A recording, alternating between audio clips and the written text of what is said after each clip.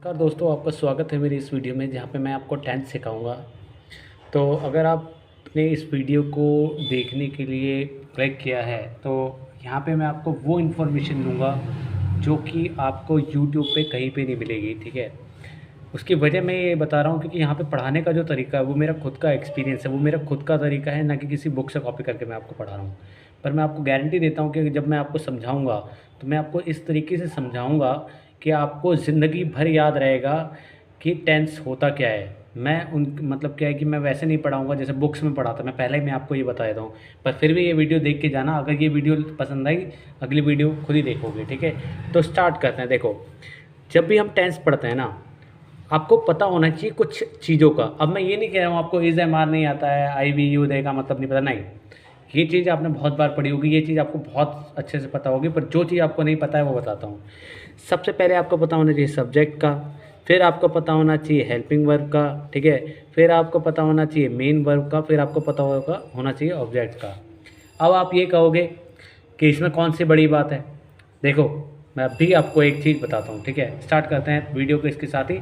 Subject का मतलब क्या होता है? ठीक है, सब्जेक्ट का मतलब होता है हिंदी में, हिंदी आनी चाहिए आपको, कौन। ठीक है, पूरा वीडियो देखना। ठीक है, मैं आपका 1-2 मिनट ही बर्बाद होगा, इससे ज़्यादा नहीं, कि ज़िंदगी भर आपकी टेंस की प्रॉब्लम ख़त्म हो जाएगी। कहाँ?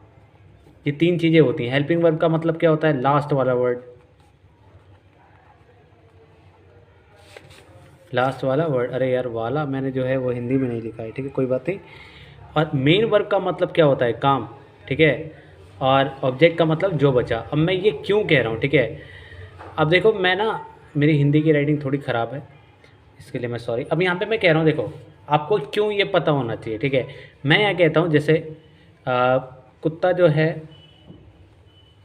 ठीक है, कुत्ता खाना खाता है। आपको हिंदी आनी चाहिए। मैं सीधे ही आपसे पूछ रहा हूँ, बताओ इसमें सब्जेक्ट क्या है। ठीक है, ये बिल्कुल बेसिक है। और मैं अभी एक एग्जांपल आपको बताऊंगा जिसके थ्रू आपको टेंस ऐसा लगेगा कि पता नहीं क्या करा दिया। ठीक है, मैं इससे पूछूंगा सब्जेक्ट क्या है। सब्जेक्ट, अब लाइन पढ़ो। कुत्ता खाना खाता है, कौन खाना खाता है? कुत्ता। तो ये आपका क्या हुआ? सब्जेक्ट हो गया। मैं पूछना हेल्पिंग वर्ब क्या है, तो लास्ट वाला वर्ड, लास्ट वाला वर्ड, ये आपका हेल्पिंग वर्ब हो गया। ठीक है, मैं पूछता हूँ आपसे मेन वर्ब क्या है इसमें। ठीक है, वर्ब जो है वो क्या है भाई? खाता। काम क्या हो रहा है? खाने का, खाता, ये मेन वर्ब हो गया।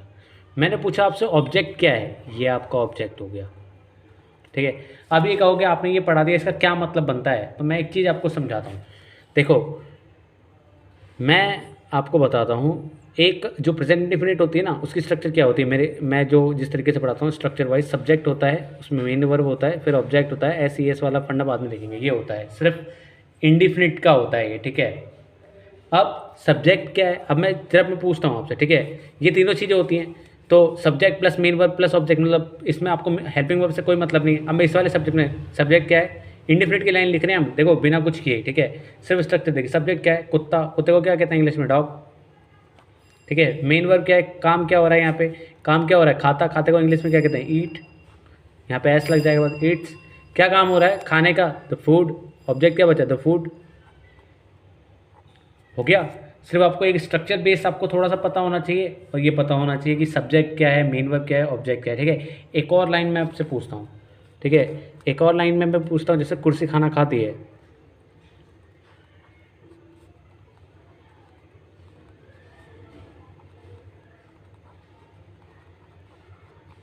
मैंने पूछा आपसे, बेटा इसमें सब्जेक्ट क्या है? सब्जेक्ट है कुर्सी, ये आपका सब्जेक्ट है। ठीक है, फिर बताओ इसमें हेल्पिंग वर्ब क्या है? ये आपका हेल्पिंग वर्ब है। ठीक है, फिर मैं पूछता हूँ इसमें मेन वर्ब क्या है? इसमें मेन वर्ब है खाती। ठीक है, मैं पूछता हूँ इसमें ऑब्जेक्ट क्या है? ये रहा आपका ऑब्जेक्ट। बस इतनी सी चीज़ आपको पता होनी चाहिए और आप कोई सा भी टेंस कर सकते हो, अगर ये आपको पता है तो। बस इतनी सी चीज़, इसके साथ ही हम अपना स्टार्ट करते हैं प्रेजेंट डेफिनेट। ठीक है, प्रेजेंट डेफिनेट से स्टार्ट करते हैं अपना। तो अभी प्रेजेंट डेफिनेट क्या होता है, देखो आपको ना सिर्फ पीछे का याद रखना। देखो इसके लास्ट में क्या आता है, जो लास्ट वाले वर्ड होते हैं ना, इसमें आता है ता है, ती है, ते हैं। ठीक है, ये आना चाहिए इसके लास्ट में। लास्ट वाले वर्ड हमें ऐसे आइडेंटिफाई करने हैं ये इसकी आईडी होती है, ठीक है।